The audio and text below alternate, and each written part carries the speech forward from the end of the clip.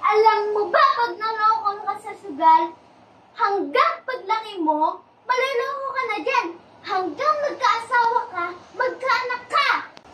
Mapapabayaan mo yung buhay mo. Maluloko yung buhay mo. Huwag mo naman siyang sigawan, no?